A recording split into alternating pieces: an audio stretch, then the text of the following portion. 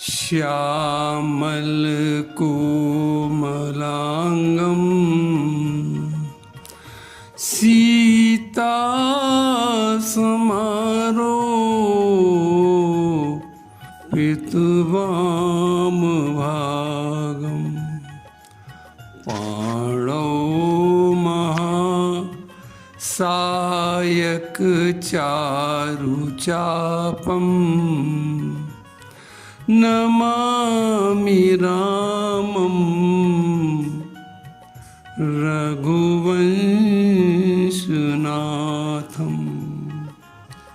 नमामि रामं रघुवंशनाथं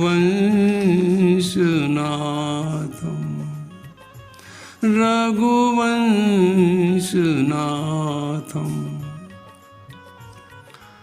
हमारे धर्म ग्रंथ हमें संदेश देते हुए कहते हैं कि जो शरण संत की आया, जो शरण संत की आया, यह लोक सुखी परलोक सुखी। जो शरण संत की आया,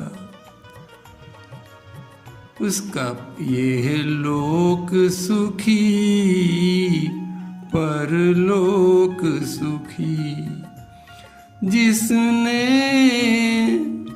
संतों का ज्ञान पचाया, उसका ये लोक सुखी परलोक सुखी परलोक सुखी, यह लोक सुखी। संत तो साक्षात दया की चलती फिरती मूर्ति होते हैं। उनकी दया से ही जीव का ये लोक सुखी हो जाता है और परलोक भी बहुत सुंदर बन जाता है। ऐसे ही संतों के विषय में तुलसीदास जी ने अपने रामचरितमानस में वर्णन किया है कि संसार के कवियों ने संतों को नवनीत यानी मक्खन की उपमा तो दी है, उपमा से सुशोभित तो किया है, पर तुलसीदास जी कहते हैं कि मेरे विचार से संतों के लिए ये उपमा ठीक नहीं मालूम पड़ती है, क्योंकि मक्खन तो अपनी ही गर्मी से पिघलने लगता है। कि संत हृदय नवनीत समाना, कहा कविन पर कहे न जाना। निज परिताप द्रवई नवनीता, अरे मक्खन तो अपने ही पास की गर्मी से अपने ही गर्मी से पिघलने लगता है, पर संत तो अपने कष्टों से कभी नहीं घबराते हैं। वे तो भगवान के आश्रय से अपने ऊपर आए हुए सारे कष्टों को बड़ी प्रसन्नता से सह लेते हैं, पर दूसरों के कष्टों को वे देख नहीं पाते हैं। दूसरों के कष्टों को जब वे देखते हैं तो बड़े दुखी हो जाते हैं और उनके दुख को दूर करने के लिए हर तरीके से प्रयास करते हैं। यही तो संतों का स्वभाव होता है कि निज परिताप द्रवई नवनीता, ये मक्खन का स्वभाव है कि निज परिताप, वो तो अपनी ही गर्मी से पिघलता है मक्खन। ये मक्खन का स्वभाव है कि निज परिताप द्रवई नवनीता। लेकिन संत पर दुख दुखी संत सुपुनीता, पर दुख दुखी। वे तो संत तो दूसरे के दुख से दुखी हो जाते हैं, पर दुख दुखी संत सुपुनीता। ऐसा संतों का स्वभाव होता है। देखो, संतों के स्वभाव के विषय में तुलसीदास जी वर्णन करते हैं कि देखो, देवताओं के राजा इंद्र का पुत्र जयंत ने एक बार कौवे का रूप रखकर माता सीता के चरणों में अपनी चोंच से प्रहार किया।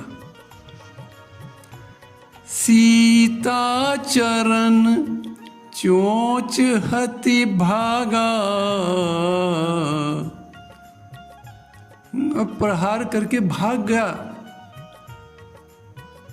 तुलसीदास जी को ये अच्छा नहीं लगा, तो इसलिए तुलसीदास जी कहते हैं, अरे एक देवताओं के राजा इंद्र का पुत्र होते हुए भी इतना खराब काम, अपनी माता के चरणों पर ही प्रहार। तो इसलिए तुलसीदास जी उसे मूढ़ कहते हैं, मंदमती कहते हैं। सीता चरण चोंच हति भागा, मूढ़ मंदमती कारण कागा। अरे जो अपनी माता के पर ही प्रहार करते हैं, माता को ही कष्ट देते हैं, वे मूढ़ होते हैं, मंदमती वाले होते हैं। तो मूढ़ मंदमती कारण कागा। चोंच के प्रहार से माता सीता के चरणों से खून बह निकला। राम जी ने जब खून को बहता हुआ देखा तो सींग का बाण बनाकर एक जयंत के पीछे लगा दिया। चला रुधिर रघुनायक जाना, तो सींग धनुष सायक संधाना, सींग धनुष सायक संधाना। बाण के भय से जयंत भागा और भागकर पहले अपने पिता इंद्र के पास गया, पर उन्होंने उसे शरण नहीं दी। धरि निज रूप गयऊ पितु पाही, लेकिन राम विमुख राखाते ही नाही। इंद्र ने राम विमुख समझकर उसे अपने पुत्र को शरण नहीं दी। जब पिता ने ही शरण नहीं दी तो जयंत ब्रह्मा जी के पास गया और अपनी रक्षा की पुकार करने लगा। ब्रह्मा जी ने भी उसकी रक्षा नहीं की। तब उसने सोचा कि शिव जी तो सबसे बड़े दयालु हैं, वो बड़ी जल्दी दया कर देते हैं, आशुतोष हैं, अवधर दानी हैं। तो इसलिए इस विचार से वो शिवलोक चला गया। लेकिन राम जी का अपराध करने के कारण शिव जी ने भी उस पर दया नहीं की कि ब्रह्मधाम शिवपुर सब लोका, और फिरा श्रमित व्याकुल भय शोका। अरे रक्षा करना तो दूर की बात रही, किसी ने जयंत को बैठने को भी नहीं कहा। काहू बैठन, अरे काहू बैठन कहा न ओही, राख को सके राम कर द्रोही। पहले जयंत जब जाते थे किसी लोग में, लोग उनका सम्मान करते थे इंद्रपुत्र होने के कारण। लेकिन आज इंद्र के पुत्र ने देखा कि आज हमें सम्मान तो दूर रहा, कोई हमको बैठाने के लिए तैयार नहीं है अपने लोक में। कि काहू बैठन बैठन कहा न ओही, राख को सकई राम कर द्रोही। वो घबरा कर व्याकुल घूम रहा था कि अब हमारी रक्षा कैसे होगी। तभी एक दयालु संत नारद मिल गए। नारद ने जयंत को बहुत व्याकुल देखा। संतों का चित्त तो बहुत कोमल होता है, अतः उन्हें जयंत पर दया आई। नारद देखा विकल जयंता, और दया लागी कोमल चित्त संता। कोमल चित्त वाले संत नारद ने उसका दुख दूर करने के लिए उसे उपाय बता दिया और कहा, जयंत, तुमने जिन राम जी का अपराध किया है उन्हीं राम जी की शरण में जाओ। वे बड़ी कृपालु हैं, तुम जाकर उनसे क्षमा मांग लेना और कहना, प्रभु हमारी रक्षा करो, रक्षा करो। वे इतने दयालु हैं कि तुम्हारे अपराध को क्षमा कर देंगे और तुम्हारे प्राण बच जाएंगे। पठवा तुरत नारद जी भेज रहे हैं जयंत को कि पठवा तुरत राम पहिताही, और कहिस पुकारी प्रणत हित पाही।